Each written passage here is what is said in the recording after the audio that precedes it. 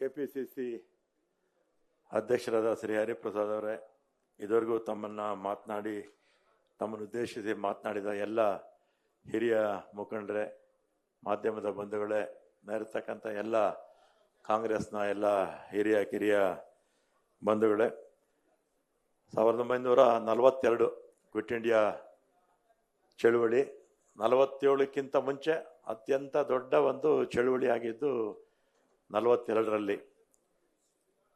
ಅದಕ್ಕಿಂತಲೂ ಮುಂಚೆ ಹಲವಾರು ದಶಕಗಳಿಂದ ಸ್ವಾತಂತ್ರ್ಯ ಹೋರಾಟ ಮಾಡ್ತಾ ಇದ್ರು. ಮಹಾತ್ಮ ಗಾಂಧೀಜಿಯವರು ಬರೋವರೆಗೂ ಕೂಡ ನಮ್ಮ ರಾಷ್ಟ್ರದಲ್ಲಿದ್ದಂಥ ಬೇರೆ ಬೇರೆ ಕಡೆ ಚಳುವಳಿ ಆದರೂ ಕೂಡ ರಾಷ್ಟ್ರ ಮಟ್ಟದಲ್ಲಿ ನಾಯಕತ್ವ ಯಾರಿಗೂ ಇರಲಿಲ್ಲ.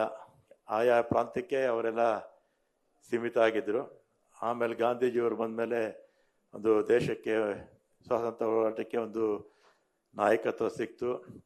ಜಾತಿ, ಭಾಷೆ, ಧರ್ಮ ಅಂದೆ ಪ್ರತಿಯೊಬ್ಬರು ಕೂಡ ದೇಶದ ಎಲ್ಲ ಭಾಗದಲ್ಲೂ ಕೂಡ ಗಾಂಧೀಜಿಯವರ ನಾಯಕತ್ವವನ್ನು ಒಪ್ಪಿಕೊಂಡು ಹೋರಾಟ ಮಾಡಿ 42ರಲ್ಲಿ ಕ್ವಿಟ್ ಇಂಡಿಯಾ ಚಳವಳಿ ಮಾಡೋದಕ್ಕೆ ತೀರ್ಮಾನ ಮಾಡ್ತಾರೆ. ಜುಲೈ 14 ತೀರ್ಮಾನ ಮಾಡಿದ್ದು. ಯೂಸುಫ್ ಅಂತ ಮೇಯರ್ ಆಗಿದ್ದರು, ಬಾಂಬೆ ಮೇಯರ್ ಆಗಿದ್ದರು.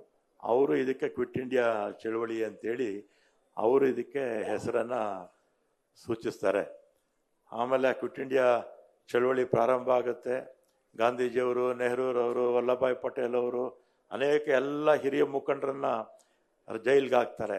ಜೈಲು ಹಾಕ್ದಂಥ ಸಂದರ್ಭದಲ್ಲಿ ಎರಡನೇ ಹಿಂದಿನ ಸಾಲಿನ ನಾಯಕರು, ಯುವಕರು, ಮಹಿಳೆಯರು, ವಿದ್ಯಾರ್ಥಿಗಳು ಎಲ್ಲರೂ ಕೂಡ ಸ್ವಾತಂತ್ರ್ಯ ಈ ಒಂದು ಕ್ವಿಟ್ ಇಂಡಿಯಾ ಚಳವಳಿನಲ್ಲಿ ಭಾಗವಹಿಸ್ತಾರೆ. ಆ ಸಂದರ್ಭದಲ್ಲಿ ಸುಮಾರು 60,000ಕ್ಕಿಂತಲೂ ಹೆಚ್ಚು ಜನ ಬಂಧಿತರಾಗ್ತಾರೆ. ಸುಮಾರು 1,500 ಜನ ಕ್ವಿಟ್ ಇಂಡಿಯಾ ಚಳವಳಿನಲ್ಲಿ ಸಾಯ್ತಾರೆ.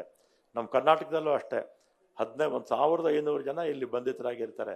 17 ಜನ ಸಾಯ್ತಾರೆ. ಕರ್ನಾಟಕದಲ್ಲೂ ಕೂಡ ಸುಮಾರು 17 ಜನ ಸಾಯ್ತಾರೆ ಅಂತ. ಮತ್ತೆ ಆ ಕ್ವಿಟ್ ಇಂಡಿಯಾ ಚಳವಳಿನೇ ಬ್ರಿಟಿಷ್ನವರು ನಮಗೆ ಸ್ವಾತಂತ್ರ್ಯ ಕೊಡಲೇಬೇಕು ಅಂತ ಒಂದು ತೀರ್ಮಾನಕ್ಕೆ ಬರೋದಕ್ಕೆ ಕ್ವಿಟ್ ಇಂಡಿಯಾ ಚಳವಳಿ ಕಾರಣ ಆಯಿತು ಅಂತ ಹೇಳಿ.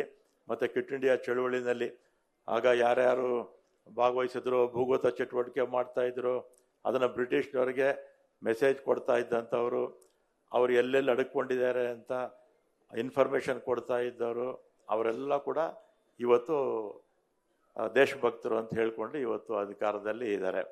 ಬ್ರಿಟಿಷರ ಜೊತೆ ಶಾಮೀಲಾಗಿದ್ದವರು, ಸ್ವಾತಂತ್ರ್ಯ ಚಳವಳಿ ಅಂದರೆ ಕ್ವಿಟ್ ಇಂಡಿಯಾ ಚಳವಳಿನಲ್ಲಿ ಭಾಗವಹಿಸಿದಂಥವ್ರ ಬಗ್ಗೆ ಮಾಹಿತಿ ಕೊಡ್ತಾ ಇದ್ದಂಥವ್ರು, ಅವರು ಇವತ್ತು ದೇಶಭಕ್ತರು ಅಂತ ನಾವು ಹೇಳ್ಕೊಳ್ತಾ ಇದ್ದಾರೆ.